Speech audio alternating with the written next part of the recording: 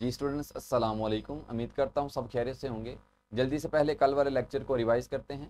कल हमने बायो का फर्स्ट चैप्टर इंट्रोडक्शन स्टार्ट किया था। इसमें हमने बायो की डिफाइन को देखा, एस्पेक्ट्स ऑफ बायोलॉजिस्ट, इसको हमने देखा कि बायोलॉजिस्ट हैं वो किन क्वेश्चन को लाइफ के रिलेटेड लेते हैं, लाइफ क्या है, लाइफ की अहम खसूसियत क्या है, और अगर ये सारी खसूसियत किसी एक लाइफ में, किसी एक ऑर्गेनिज्म में पाई जाएंगी तो हम उसे कह सकते हैं वाकई ही ये एक लाइफ है। बायो को क्लासीफाई क्यों किया गया इसको हमने देखा। ब्रांचेस ऑफ बायोलॉजी जो क्लासिफिकेशन इसकी की वो क्या है, इकोलॉजी को देखा, embryology, physiology, external morphology, internal morphology, palaeontology, histology, evolution, genetics, cell biology, zoogeography. उसके बाद आपके कुछ क्वेश्चन थे तो जल्दी से पहले उन क्वेश्चन को लेते हैं और आज का लेक्चर स्टार्ट करते हैं। पहला सवाल है सर, कल वाले लेक्चर में आपने कहा है कि एवोल्यूशन जीन्स की वजह से होती है।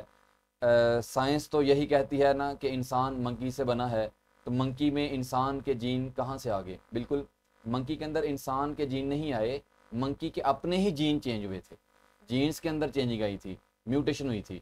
अब सवाल होगा नए जीन नहीं आए, म्यूटेशन कैसे होगी? साथ ही ये सवाल, असल में जब डीएनए जो है वो चेंज कैसे हो सकता है? बेशुमार फैक्टर होते हैं, इन्वायरमेंटल फैक्टर होते हैं, कोई टेम्परेचर है, फूड की वजह से हो सकते हैं, या माइटोसिस जब होती है उस वक्त भी डीएनए को प्रॉपर कॉपी किया जाता है ना। तो डीएनए को कॉपी करते हुए अगर उसके जीन्स के जो न्यूक्लियोटाइड है वो आगे पीछे हो जाए तो उसका जो नई प्रोटीन डिफरेंट बनेगी, और डिफरेंट प्रोटीन डिफरेंट फिनोटाइप लेके आएंगी, तो मुख्तलिफ चेंजिंग इंसान के अंदर, वो जो मंकी के अंदर आती रही। और ये कोई 2 4 100 साल की बात नहीं है, लाखों साल लगे और आहिस्ता आहिस्ता जीन्स के अंदर चेंजिंग आती रही, और वो चेंजिंग इतने बड़े लेवल पे बढ़ गई कि फिनोटाइप ही चेंज होगी। असल में नए जीन नहीं थे आए, उन्हीं जीन के अंदर कुछ चेंजिंग हुई थी, और वो जो चेंजिंग थी वो बड़े लेवल पे चेंजिंग आ गई, और ऐसे ही स्पीशीज चेंज आती होती रहती हैं और एक से दूसरी स्पीशीज आएगी। तो नए जीन नहीं आए, वही मंकी के अंदर जीन चेंज हुए। चेंज कैसे हुए? इन्वायरमेंटल फैक्टर की वजह से। कोई रेडिएशन होती हैं, शुआएं होती हैं, उनसे चेंज हो सकते हैं, किसी डिजीज से, वायरस से भी चेंज हो सकते हैं, माइटोसिस से चेंज हो सकते हैं, फूड टेम्परेचर, इन सारी चीज़ों से चेंज होंगे और नए जीन सामने आएंगे, और उन नए जीन से नई स्पीशीज का जो है वो एवोल्यूशन होती है। when we have a fever our body temperature increase, so is it more due to increase reactions? बिल्कुल, पहली बात कि हमारी बॉडी के अंदर जो हीट होती है वो किस वजह से है? हीट का जो हमारी बॉडी में जो सोर्स है वो मेटाबॉलिक रिएक्शंस होते हैं, रिएक्शंस की वजह से ही हमारी बॉडी जो है वो हीट अप होती है। 37 हमारी बॉडी का जो टेम्परेचर है ये इन रिएक्शंस की वजह से ही है। तो सवाल उसका ये है कि अगर बुखार है तो इसमें ज़ाहिर है फीवर बड़ा है, 37 से 38, 39 या 40 हो गया है, और फ़ारेनहाइट में अगर देखा जाए तो 90.6 होता है 37 के मुकाबले में, तो 90.6 से बढ़ के वो 99 101 पे चला गया, या 102 बुखार हो गया। तो ये बुखार बढ़ने की वजह क्या? मेटाबॉलिक रिएक्शन तेज़ हो गया। ज़ाहिर है हीट की जो सोर्स था वो तो मेटाबॉलिक रिएक्शन थे, तो क्या ऐसा है? ये भी ठीक है, लेकिन पहले मैं एक बात बता दूं आपको। असल में बुखार बढ़ने की 3 वजूहात हैं, यानी कि जो टेम्परेचर बढ़ा है, सॉरी, जो टेम्परेचर बढ़ा है फीवर में, इसकी 3 वजूहात हैं। पहली वजह क्या है? पहली वजह यह है कि हमारे अंदर जो है वो शिवरिंग थर्मोजेंसिस होती है। फीवर से पहले हमारी बॉडी के जो मसल्स हैं वो रगड़ खाएंगे। जैसे रगड़ से, अगर मैं से हाथों को एक दूसरे का रगड़ूँ तो हीट पैदा होती है। तो अक्सर बुखार से पहले सर्दी लगती है, तो वो जो सर्दी लग रही है असल में हमारी जिसम शिवरिंग कर रहा है, तो मसल्स जो है वो एक दूसरे के साथ फ्रिक्शन की वजह से जब वो रगड़ खाएंगे तो हीट पैदा होगी। तो असल में ज़ाहिर है टेम्परेचर अगर बढ़ रहा है 37 से 38 39, तो ये फीवर में से फीवर हुआ है, तो ये टेम्परेचर किधर से आया है? बॉडी ने खुद से बनाना पड़ेगा। तो कैसे बनाएगी? By shivering. इस वजह से बुखार से पहले अक्सर सर्दी लगेगी।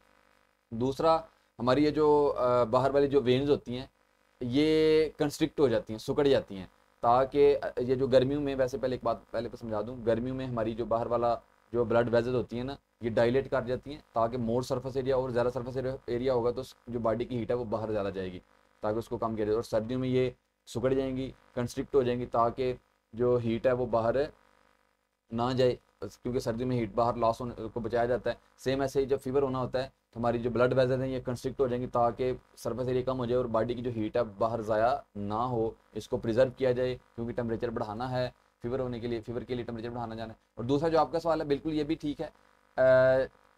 इसे कहते हैं नॉन शिवरिंग थर्मोजेंसिस। नॉन शिवरिंग, ये हमारे थायराइड ग्लैंड से कुछ थायरॉक्सिन हार्मोन निकलता है जो कि मेटाबॉलिक रेट को तेज़ करवाएगा। तो 3 वजूहात हैं। एक, बिल्कुल मेटाबॉलिक रेट तेज़ होने के लिए कुछ जो है वो हार्मोन निकलेंगे, वो मेटाबॉलिक, इसे कहते हैं नॉन शिवरिंग थर्मोजेंसिस। और एक होती है शिवरिंग थर्मोजेंसिस जिसमें मसल्स कांपेंगे, और एक आपको मैंने ब्लड वेजल्स का बता दिया है। Sir, optimum temperature 37 degree Celsius होता है हर शख्स का, बट क्या ये हर किसी का सेम होता है? बिल्कुल, जितने भी जो है वो इंसान है हर एक का 37 ही ऑप्टिमम टेम्परेचर, बल्कि इंसान की बात नहीं, जितने भी जानवर हैं, जितने भी मैमल्स हैं, एक्सेप्शनल कुछ होते हैं लिटिल बिट, कुछ जैसे अगर देखा जाए तो एलिफेंट है ना, उसका जो बॉडी का ऑप्टिमम टेम्परेचर है वो 36 होता है।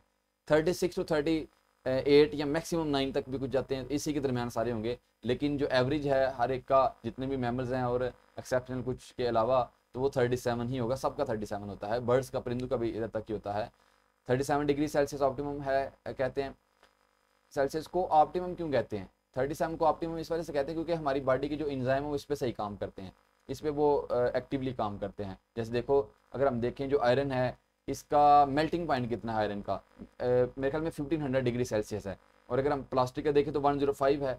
तो आयरन जो है वो 1500 पे मेल्ट होता है, जो प्लास्टिक है वो 100 पे सपोज करें जो है वो मेल्ट हो रही है। तो अब हमारे जो इंजाइम है वो 37 पे मैक्सिमम काम कर सकते हैं। जो ही 37 से बढ़ेंगे तो ये भी समझे मेल्ट हो जाएंगे, डी नेचर हो जाएंगे, जो प्रोटीन है वो पिघल जाएगी। तो हर एक स्पेसिफिक टेम्परेचर पे स्पेसिफिक जो है वो टेम्परेचर के लिहाज से वो एक फंक्शन परफॉर्म करते हैं। तो इनका जो मैक्सिमम जो रेट होता है काम करने का, वो 37 पे ही होता है। इस वजह से इसे ऑप्टिमम कहा जाता है। सर जब फीवर होता है तो क्या ऐसा होता है कि टेम्परेचर में चेंजिंग आती हैं? और वो आपको मैंने बता दिया कि ऐसा होता है। वो 3 वजूहात से टेम्परेचर में चेंजिंग आती हैं। एक, हार्मोन निकलते हैं जो कि मेटाबॉलिक रेट को तेज़ करेंगे और ज़्यादा हीट बनेगी। दूसरा जो है वो हमारी ये जो ब्लड वेजल्स हैं ये कंस्ट्रिक्ट कर जाती है और बाहर हीट ज़्यादा नहीं होगी। और तीसरा, शिवरिंग होगी। इससे क्वेश्चन नंबर जो थर्ड है आपका, जब हम मेडिसिन खाते हैं तो वो चाहे हेडेक की हो, वॉमिटिंग की हो, कैसे रिएक्ट करती है?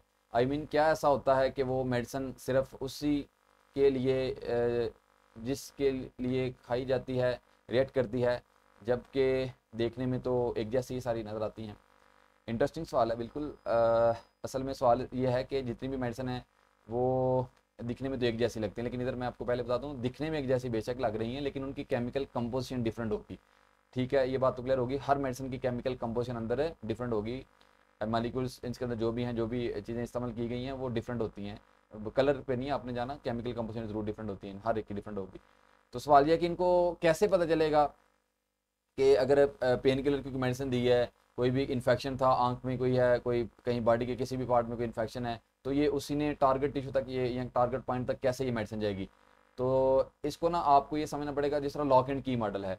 तो वो जो मेडिसिन है वो समझे कि एक की है, और उसके ये जो लॉक है ना वो हमारे सेल के ऊपर कुछ रिसेप्टर होते हैं। तो वो स्पेसिफिक रिसेप्टर होते हैं, यानी मुख्तलिफ तरह के स्पेसिफिक जो है वो लॉक होते हैं और इनके लिए एक स्पेसिफिक की होती है। तो वो जो स्पेसिफिक की है, अब देखें, सपोज करें जो पेन किलर मेडिसिन है, पेन किलर मेडिसिन है, ये एक समझे कि एक ऐसी मेडिसिन है जिसने ऐसे रिसेप्टर को के साथ, अब देखें पहले तरीका आपको बता देता हूँ। मेडिसिन जब आप खाएंगे, कोई भी जो मेडिसिन है वो हमारे जो है वो ओरल कैविटीज होती है, स्टमक में जाएगी, स्टमक से ब्लड में जाएगी। जितनी भी मेडिसिन आप खाएंगे वो ब्लड में ही जाएंगी। और ब्लड अगर मेरे किसी भी बॉडी का कोई भी पार्ट में इन्फेक्शन है, सपोज करें जो है वो आंख के अंदर कोई इन्फेक्शन है, तो वो मेडिसिन डॉक्टर ने दी है, वो तो मैदे में जाएगी, उसके बाद स्टमक से जो है वो ब्लड में जाएगी। और ब्लड सिर्फ आंख के पास नहीं उसे लेके जाएगा उस मेडिसिन को। सवाल सीधा ये था कि मेडिसिन को कैसे पता चलता है कि मैंने उधर तक ही पहुंचना है? बिल्कुल ऐसा नहीं होता। मेडिसिन पूरी बॉडी में जाएगी, पूरी बॉडी, ब्लड ज़ाहिर है वो ब्लड में, तो ब्लड पूरी बॉडी में जो है वो मूव कर रहा है, सर्कुलेट कर रहा है। अब जिधर उसको अपना जो है वो लॉक मिलेगा उधर जाके ये की सेट हो जाएगी। तो वो जो लॉक है, अब वो इस वजह से मेडिसिन बनाने से पहले वो देखते हैं कि किस इन्फेक्शन के लिए मेडिसिन बनाई जा रही है, वो इन्फेक्शन सेल के किस रिसेप्टर की वजह से हो रहा है, उस रिसेप्टर के ऊपर स्पेसिफिक जो है वो उसको पहले स्टडी किया जाता है और उसी के रिलेटेड मेडिसिन बनाई जाती हैं। तो मैं फिर आपको ये बात समझाना चाह रहा हूँ, ये जो मेडिसिन होती है ये पूरी बॉडी में ही सर्कुलेट करेगी। इसको ये नहीं होता पता होता कि ये पूरी बॉडी में किधर मैंने टारगेट पॉइंट तक पहुंचना है। अब जिस सेल को इसकी ज़रूरत होती है, आसान लफ्ज़ों में, जो ही उसके पास ये गुजरे होगी तो उधर जाके ये उसके साथ समझे बांड बना लेगी। और ये ठीक है, ये तो समझ आ गई कि बांड बना लेगी, लेकिन उधर जाके ये पेन को कम कैसे करेगी? हर बॉडी के ऊपर कुछ सपोज करें पेन रिसेप्टर होते हैं। वो पेन रिसेप्टर जो सेल होते हैं, पेन रिसेप्टर जो सेल हैं, वो हमारे ब्रेन है उसको मैसेज भेज रहे हैं कि कहीं ना कहीं कोई प्रॉब्लम है। तो वो क्या करेंगे, वो जाके उस सिग्नल को ब्रेक करती है मेडिसिन, ताकि ब्रेन इसको सेंस ना कर सके। एक एग्जांपल से आपको ये वाली बात समझा रहा हूँ कि वो वर्क कैसे करेंगे ये जो मेडिसिन है। लेकिन ये एक कम्प्लेक्स टॉपिक है, सिर्फ इसको इतना आसान नहीं, मैं एक बस आपको बता ही रहा हूँ। इनके साइड इफेक्ट ज़रूर होंगे मेडिसिन इस वजह से, क्योंकि ये पूरी बॉडी में, अब अगर मैंने आंख की जो भी बता रहा था इन्फेक्शन की मेडिसिन ली है, तो इसके साइड इफेक्ट भी ज़रूर होंगे, क्योंकि सिर्फ इसने आंख तक थोड़ी जाना है, कहीं और भी किसी भी और कुछ सेल को भी थोड़ा बहुत जो है वो ज़रूर जो है उनके सामने जब एक्सपोज होगी तो नुकसान हो सकता है। जिस तरह कैंसर की मेडिसिन अगर हम कीमोथेरापी करते हैं, कीमोथेरापी में, तो ये जो कीमोथेरापी ये कैंसर के सेल को ही डिस्ट्रॉय नहीं करते, नॉर्मल सेल को भी डिस्ट्रॉय कर देते हैं। तो साइड इफेक्ट तो ज़रूर होते हैं। और जो कैंसर में जो बाल अक्सर झड़ते हैं, बाल झड़ने की वजह ही यही होती है। ये जो हम मेडिसिन कैंसर के लिए जो काफ़ी हाई पोटेंट वाली जो मेडिसिन हम लेते हैं, जो कैंसर के लिए मरीज़ को दी जाती हैं, तो वो हमारे हेयर के जो फॉलिकल सेल होते हैं, नॉर्मल सेल, उनको भी डिस्ट्रॉय करते हैं, जिसकी वजह से बाल झड़ जाएंगे। सर एनिमल भी तो लिविंग थिंग ही हैं, और इनकी ये करेक्टरिस्टिक्स है कि produce offspring similar to themself, लेकिन काफ़ी एनिमल ऐसे हैं जिनके बच्चे उनसे बिल्कुल डिफरेंट होते हैं। जी कल हमने करेक्टरिस्टिक्स देखी थी लाइफ की, कि जो लाइफ जो है वो जेनेटिक मटेरियल उनके पास होता है और ये अपने ही जैसे आगे ऑफस्प्रिंग पैदा करेंगे। लेकिन उसका सवाल यह है कि जो ऑफस्प्रिंग है वो डिफरेंट क्यों होते हैं? डिफरेंट इस वजह से होते हैं कि ज़ाहिर है वो जो अब सेक्सुअल रिप्रोडक्शन में दो मुख्तलिफ पार्टनर के जो है वो एग और स्पर्म आए हैं और उनके बाद एक नया सेल बना है, तो वेरिएशन तो आएंगी। और दूसरा, उससे पहले क्रॉसिंग ओवर होती है, और क्रॉसिंग ओवर के वक्त कुछ सेगमेंट इधर उधर किए जाते हैं, और अगर यानी कि जीन्स इधर उधर किए जा रहे हैं, तो जीन्स अगर इधर उधर हो जाएंगे तो सीधी सी बात पहले भी मैंने डिस्कस की है कि जीन्स अगर चेंज हो जाएंगे तो फिनोटाइप तो ज़रूर चेंज हो जाएगी। तो इसमें जो बात की जा रही थी ना, प्रोड्यूस सिमिलर ऑफस्प्रिंग, तो सिमिलर ऑफस्प्रिंग का मतलब यह है, अब ये तो नहीं ना होगा कि जो चिड़िया का जो अंडा है उसमें से मुर्गी पैदा हो जाए, जहाँ शेर के घर जो है वो बकरी पैदा हो जाए या हिरन पैदा हो जाए, ऐसा तो मुमकिन नहीं है ना। इंसान के घर में इंसान ही पैदा होगा, लेकिन वो अपने पेरेंट्स से थोड़ा सा डिफरेंट होगा। ये बात की जा रही थी कि वो प्रोड्यूस सिमिलर ऑफस्प्रिंग, यानी अपनी ही स्पीशी का ऑफस्प्रिंग पैदा किए करेगा वो। तो आई थिंक सो बात क्लियर होगी आपको। सर जो इंसान होते हैं वो तो एट अ टाइम एक या फिर ट्विंस की बर्थ जो है वो दे सकते हैं। प्लीज़ इंग्लिश में ज़रा क्वेश्चन लिख दिया करें, आसानी होती है। समटाइम कोई ऐसा केस निकलता है कि 4 या फिर 5 बच्चे भी पैदा हो सकते हैं इंसान के यहाँ, लेकिन एनिमल तो 4 या 5 नहीं, बल्कि 2021 में एक नया रिकॉर्ड सामने आया है। उस खतून का, अफ्रीका की एक खतून थी, उसका नाम था नादिया सुलेमान। नादिया सुलेमान के 10 बच्चे एक साथ पैदा हुए थे, गाइनिस बुक में उसका रिकॉर्ड लिखा गया है। तो ये निकिता तक भी हो सकते हैं। लेकिन आपका जो सवाल है कि एवरेज तो एक ही होता है, या कभी कभार ट्विन्स भी हो जाते हैं, लेकिन एनिमल तो एट अ टाइम 3 या 4 बच्चे पैदा कर सकते हैं। What is the main reason behind this? बिल्कुल, असल में जो है वो होमोसेपियन जो इंसान है उनमें हर दफ़ा हर मंथ फीमेल के यहाँ, असल में ये डिपेंड करता है फीमेल की ओवरी से ओवुलेशन का जो है वो यानी कि कैसे होती है। ओवुलेशन के वक्त हर मंथ एक ही एग बाहर निकलता है, पर एजैकुलेशन जो सीमन है उसमें स्पर्म तो बहुत ज़्यादा होते हैं, मिलियंस ऑफ स्पर्म होते हैं, उसमें से स्पर्म बहुत ज़्यादा होते हैं, स्पर्म काफ़ी ज़्यादा एग तक पहुँच जाते हैं। लेकिन जो स्पर्म सबसे पहले एग तक पहुँचेगा उसे वही फर्टिलाइज करेगा, बाकी सारे स्पर्म समझे इनएक्टिव हो जाते हैं, ख़त्म हो जाते हैं। तो हर मंथ में एक ही एग बाहर निकलता है ओवुलेशन के वक्त। तो अगर एक एग बाहर निकलेगा, एक एग को एक स्पर्म मिल गया, बाकी स्पर्म आएंगे भी तो उनके लिए एग नहीं है, तो जिसकी वजह से एक ही बच्चा पैदा होगा। लेकिन कुछ फीमेल के यहाँ जेनेटिक ये होता है कि वो दोनों ओवरी से एग निकल जाता है हर मंथ, या एक ही ओवरी से 2 एग निकल सकते हैं, 3 एग भी निकल सकते हैं, तो उससे ज़ाहिर है स्पर्म तो बहुत ज़्यादा हैं, तो फिर उतने बच्चे पैदा हो जाएंगे, सीधी सी बात है। ये तो है फ्रेटर्नल ट्विंस। एक आइडेंटिकल ट्विंस भी सीन होता है, जिसमें एक एग और एक ही स्पर्म से 2 बच्चे पैदा हो सकते हैं। वो क्या सीन होता है कि एक एग और एक स्पर्म मिला है, तो उससे जो जाइगोट बना है, अब वो जो जाइगोट जब 2 सेल में जाते हैं तो दोनों सेल एक दूसरे अलग हो जाते हैं और 2 जाइगोट बन जाते हैं। फिर वो 2 सेल फिर से 2 सेल में जाएंगे, दोनों जाइगोट, और आगे अपने आप को डिवाइड करके, तो फिर ज़ाहिर है 2 ऑफस्प्रिंग बनेंगे इसमें। लेकिन जो आपका सवाल है कि दूसरे जो जानवर हैं उनमें ज़्यादा कैसे होते हैं, तो सीधा सा इसी से आपने इसको जोड़ना है कि उनके यहाँ ओवुलेशन के वक्त, जैसे जो कैट है, जो डॉग है, इनके यहाँ एक एग नहीं ओवरी से निकलता, इन एक से ज़्यादा जितने एग निकलेंगे चांसेस 4 5 6 10 12 एग से भी ज़्यादा निकलते हैं इनके, लेकिन चांसेस ज़रा कम होते हैं। इस वजह से जितने भी 3 4 बच्चे अगर इनके पैदा हो रहे हैं तो इसकी वजह है ओवुलेशन से एग ज़्यादा बाहर निकल रहे हैं। सर कोई ऐसी लिविंग थिंग है जो ऑफस्प्रिंग प्रोड्यूस नहीं करती?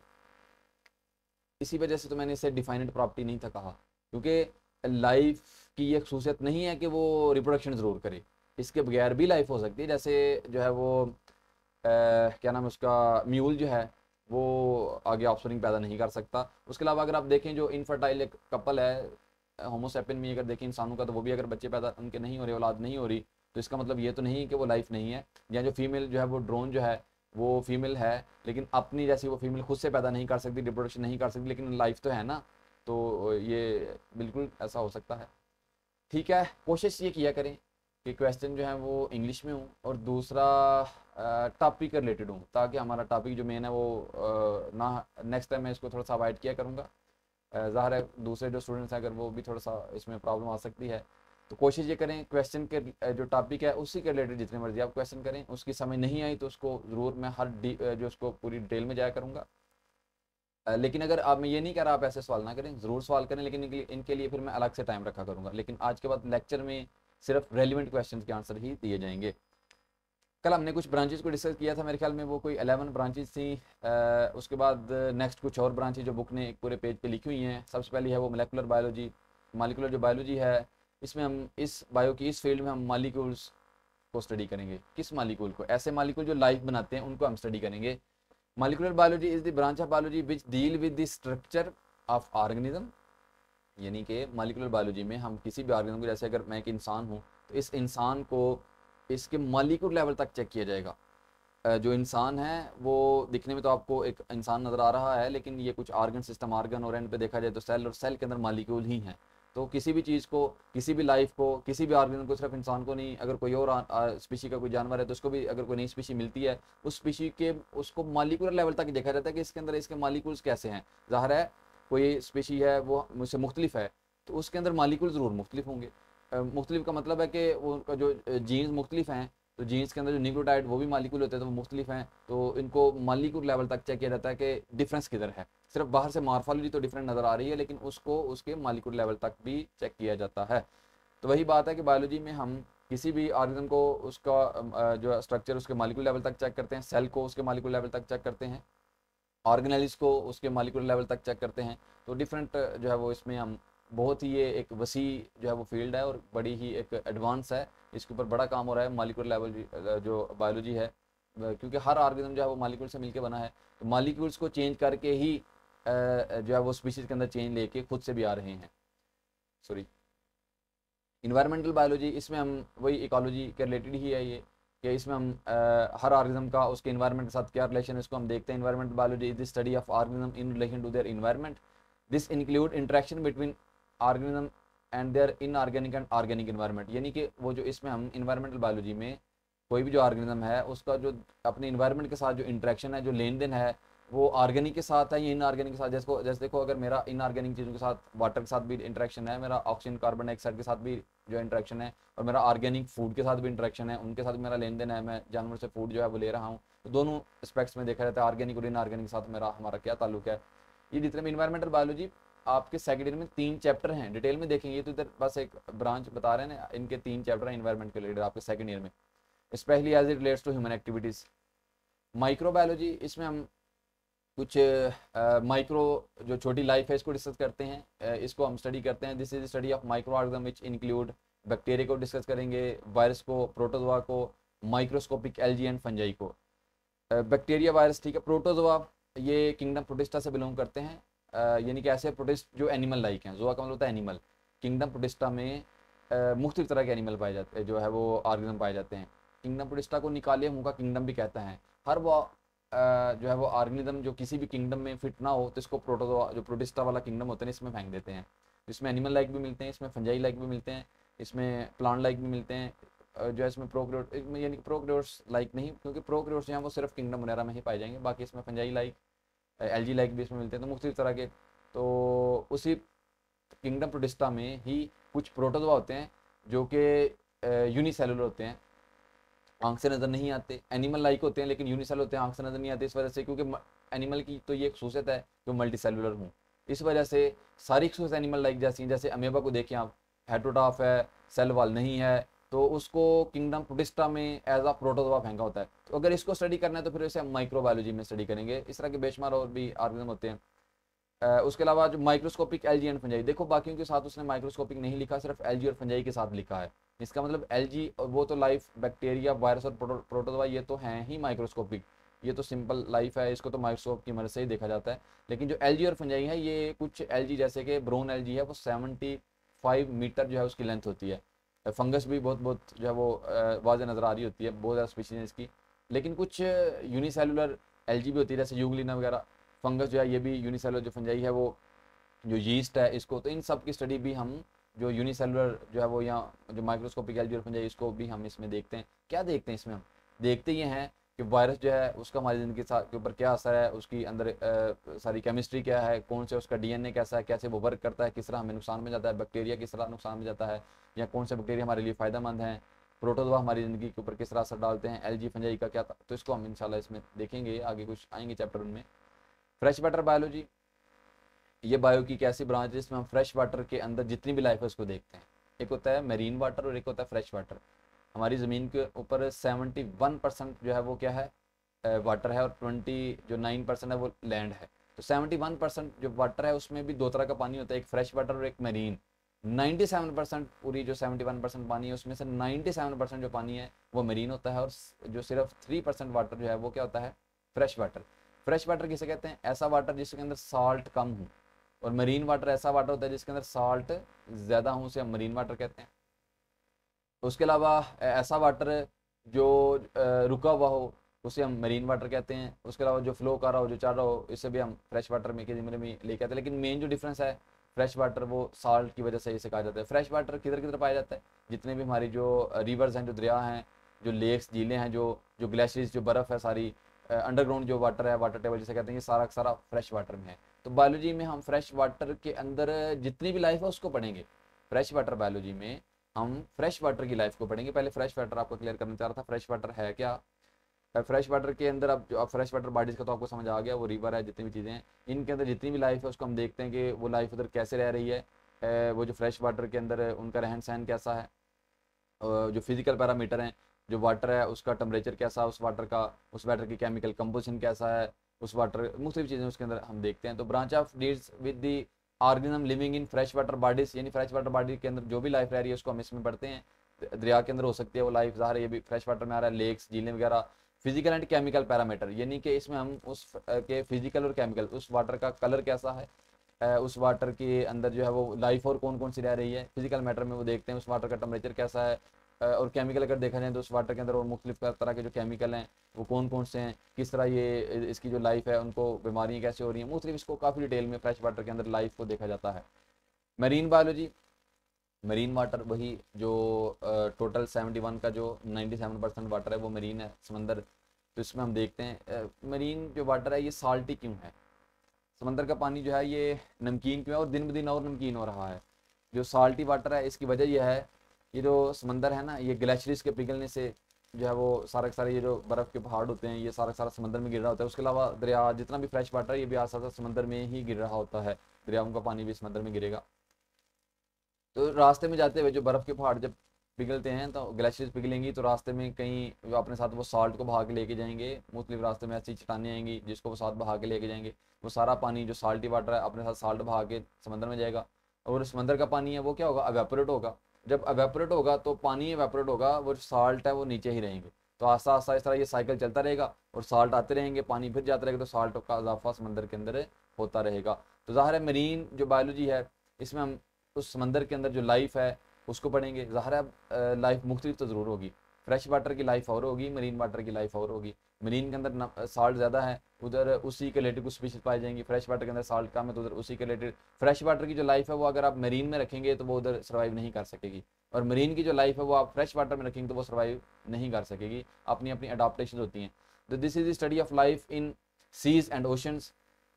वही सीज एंड ओशंस, जो ओशन है ये बड़े समंदर को कहा जाता है, सी जो है ये छोटा समंदर है।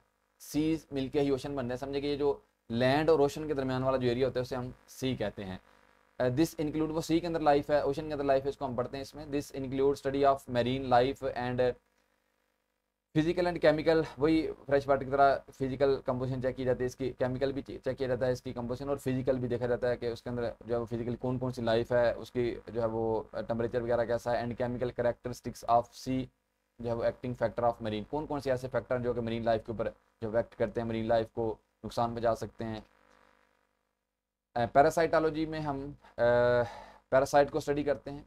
पैरासाइट्स के होते हैं जो किसी भी होस्ट में रहते हैं और बदले में उसको नुकसान पहुंचाते हैं। This is the branch of biology which deal with the study of parasites. The structure, इसमें हम पैरासाइट को स्टडी करते हैं, और पैरासाइट के क्या स्टडी करते हैं, उन पैरासाइट का स्ट्रक्चर, मोड का मतलब तरीका, ट्रांसमिशन यानी वो बीमारी कैसे फैलाते हैं वो हम देखते हैं। उसके अलावा इसकी जो हिस्ट्रीज है कि वो किस तरह अपनी जो सारा लाइफ स्पैन है वो कैसे गुजारता है, होस्ट के अंदर किस तरह रहेगा, और उसका रिलेशन क्या है उस होस्ट के साथ। कोई भी जो पैरासाइट है इसमें हम पैरासाइट को डिटेल में देखते हैं। वो जो पैरासाइट जैसे देखा जाए तो जो प्लाज्मोडियम है एक पैरासाइट है, जो कि उसके अंदर मॉस्किटो के अंदर भी रहता है, ह्यूमंस के अंदर भी जो है आके बीमारी पैदा करेगा। तो अगर हम इसको सही तरह से देखेंगे, पढ़ेंगे, इसका लाइफ साइकिल सारा देखेंगे, किस तरह ये डिवाइड करता है, किस तरह मॉस्किटो के अंदर डिवाइड करता है, फिर हमारे पास कैसा आता है। तो जितने भी ये जो पैरासाइटोलॉजी में हम हर पैरासाइट की प्रॉपर उसकी जो लाइफ है, उसका जो ग्रोथ पीरियड होता है, उसका जो होस्ट के अंदर जो है वो कई दफ़ा वो दो दो होस्ट में भी रहते हैं, जिस तरह आपको मॉस्किटो के अंदर प्लाज्मोडियम की बता रहा हूँ, उस होस्ट में भी डिवाइड करेगा हमारे होस्ट में, हमारी बॉडी में आके तो हमें बीमार कर देगा। तो सब कुछ हम पैरासाइटोलॉजी में देखते हैं। ह्यूमन बायोलॉजी में हम ह्यूमंस को स्टडी करते हैं। देखो आपने जितनी भी पीछे पढ़ी थी, पैलेंटोलॉजी तो जो थी, हिस्टोलॉजी जो थी, जेनेटिक्स थी, तो इन सब को तो अलग अलग हमने देखा था। अब क्योंकि जो इंसान है ये काफ़ी एडवांस हैं, तो जो है वो इंसान की अलग से ही एक ब्रांच बना दी गई ह्यूमन बायोलॉजी। इसमें हम जो पहले आपने जितनी भी हिस्टोलॉजी तो थी, वैसे तो वो हिस्टोलॉजी तो हर जानवर की चेक की जाएगी ना, लेकिन इंसान में सिर्फ इंसान की चेक की जाएगी, इसको देखा जाएगा। It deal with the study of man, इसमें इंसान को पूरा डिटेल में देखा जाता है, उसकी स्टडी की जाती है। दिस क्या क्या देखा जाता है इसमें, इंक्लूड फॉर्म एंड स्ट्रक्चर, इंसान का जो जितना भी स्ट्रक्चर है उसके फंक्शन कैसे, यानी कि बॉडी के अंदर कौन कौन से आर्गन हैं और वो आर्गन काम कैसे करते हैं। उसकी हिस्टोलॉजी, वही बात जो पहले आपको बता रहा था कि इंसान के अंदर उसका हिस्टोलॉजी लेवल पे भी इंसान को देखा जाता है। एनाटमी उसकी चेक की जाती है कि इंटरनल स्ट्रक्चर कौन कौन से हैं, मॉर्फोलॉजी उनकी देखी जाती है, एवोल्यूशन जो है वो इंसान की चेक किया जाता है कि इंसान कैसे इवॉल्व हुआ, जेनेटिक्स जीन चेक किए जाते हैं, सेल बायोलॉजी, इकोलॉजिकल स्टडीज़ उसके ऑफ ह्यूमन बींग, सब कुछ उसमें देखा जाता है। सोशल बायोलॉजी, इसमें इंसान की जो सोशल लाइफ है उसको पढ़ा जाता है कि इंसान जो है वो सोशल जो है वो कैसे ज़िंदगी गुजारता है, उसका कल्चर क्या है, मुख्तलिफ इलाकों में इंसान का रहन सहन मुख्तलिफ है, किस तरह ये चेंज हो रहा है। अगर एक इंसान जो है वो दूसरे इलाके में रहेगा तो उसके जो इन्वायरमेंटल फैक्टर हैं वो किस तरह इसके ऊपर असर डालते हैं, इन सब को इसमें देखा जाता है। और उधर है कि वो उसकी सराउंडिंग के मुताबिक उसका कल्चर कैसा है, इसको देखा जाता है इसमें सोशल बायोलॉजी में। This is branch of biology we deal with the study of social behaviour and communal life of human being. Social and communal दो वर्ड हैं, सोशल सोसाइटी और कम्युनल कम्युनिटी। सोसाइटी जो है ये बड़े लेवल की जो एक पॉपुलेशन जो बड़े लेवल पे रह रही हो, जिसे हम सोसाइटी कहते हैं, और जो कम्युनिटी है ये छोटा लेवल है। सोसाइटी एक बड़ा लेवल है, यानी कि इंसान उसमें सोसाइटी लेवल पे भी इंसान को चेक किया जाता है और कम्युनिटी लेवल पे भी चेक किया जाता है, मतलब इसका ये है। बायोटेक्नोलॉजी लास्ट बस जो ब्रांच है बायोटेक्नोलॉजी, नाम बता रहा है। देखें बायोटेक्नोलॉजी में हम किसी भी लाइफ के साथ ना कोई टेक्निक को जोड़ते हैं। जैसे देखिए अगर इंसुलिन बनानी थी, पहले इंसुलिन जो थी वो मुख्तलिफ जानवरों से हासिल की जाती थी जो कि एलर्जी की वजह बनती थी, साथ कुछ और चीज़ें भी एंटीबायोटिक्स वगैरह बॉडी से आ जाती थी, एंटीबायोटिक्स वगैरह, तो वो एंटीबायोटिक्स जो है वो एलर्जी काज कर देती थी। इंसुलिन ज़रूरी होती है, चाहिए होती है कुछ जो है वो डायबिटिक पेशेंट को, तो इंसुलिन पहले दूसरे जानवर के अंदर भी इंसुलिन बनती है उनका ग्लूकोज कम करने के लिए, तो पहले उससे निकालते थे।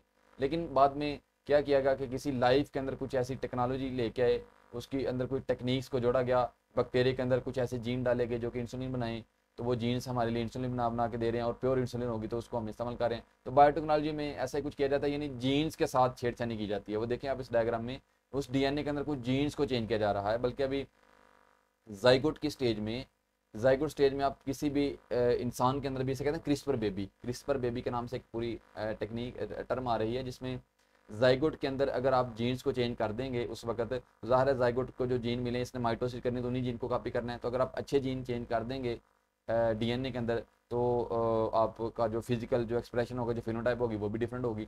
तो इसके लिए भी जो है वो काम किया जा रहा है इसमें। तो बायोटेक्नोलॉजी में deal with the use of living organism system are processing manufacturing मतलब बनाना एंड सर्विस ऑफ इंडस्ट्रीज। कुछ ऐसी इंडस्ट्रीज जो इंसानों के लिए बड़ी बड़ी जो है अहम चीज़ें बना रही है, जैसे वो मेडिसिन की फार्म में है और मुख्तलिफ हार्मोन बना रही है। तो ये सारा सारा ये बना कैसे रही है, बायोटेक्नोलॉजी की मदद से, यानी लाइफ की मदद से। लाइफ छोटी छोटी जो लाइफ होती है ना, जैसे बैक्टीरिया है, तो उसके अंदर कुछ चेंजिंग लेके आते हैं, उसके अंदर अपनी मर्जी के डीएनए को जो है वो डाला जाता है, जीन डाले जाते हैं, जिसकी वजह से वो हमारे लिए बड़ी ज़बरदस्त प्रोडक्ट जो हमें चाहिए वो बना के दे देगी। सिर्फ ऐसे ही नहीं है, वैसे भी इंसान के जीन्स को भी अब चेंज किया जा रहा है। अगर कोई भी बीमारी और वो जेनेटिक प्रॉब्लम है तो इसको भी ठीक करने की कोशिश की जा रही है। तो बायोटेक्नोलॉजी में हम इंसान कोई भी लाइफ जो है उसके साथ उसकी जो केमिकल कंपोजिशन है, जो डीएनए वगैरह, उसको चेंज किया जाता है। आज के लिए इतना ही, इंशाल्लाह इस तरह मेहनत करते रहें। मैं आपको एक बात इधर वाज़ह कर दूं, आपका जो मुकाबला है अभी कॉलेज के स्टूडेंट्स के साथ नहीं है, फिर से वही बात, आपका मुकाबला पूरे पाकिस्तान के स्टूडेंट्स के साथ है। तो अभी आपने ये जो 2 साल हैं इनमें अपने आप को, ये जो शुरू से आपका जो एक आपने जो एनर्जी के साथ चले हैं, जो आपने अपनी पढ़ाई की जो फ़िक्र के साथ अगर इसको शुरू किया है एफएससी को, तो ये एंड तक रहनी चाहिए। ये एक मैराथन रेस की तरह है, 2 साल अब आपने गुजारने हैं, जिसको जो रिदम से जिस तरह शुरू किया एंड तक ऐसे रिदम से अब आपने रहना है। इन 2 सालों में अगर कोई आपका टाइम ज़ाया कर रहा है, अगर कोई आपको पढ़ाई से दूर कर रहा है, वो आपको कोई दोस्त है, तो उससे नो कहें भाई। होता है नाराज, हो लेने दें, ना मनाएं उसे, फिर से उसने नाराज हो जाना है। टाइम ज़ाया ना करें। 2 साल तक अब आपने अपना कैरियर सेट करना है। भूल जाएं सराउंडिंग को, फोकस के साथ पढ़ें और दिल लगा के पढ़ें। इंशाल्लाह इस तरह मेहनत करते रहें तो ज़रूर हम MD कैड में अच्छे नंबर लेके अपनी सिलेक्शन करवाएंगे। आज के लिए इतना ही, बाकी इंशाल्लाह हम अगली क्लास में देखेंगे। थैंक यू, अल्लाह हाफिज़।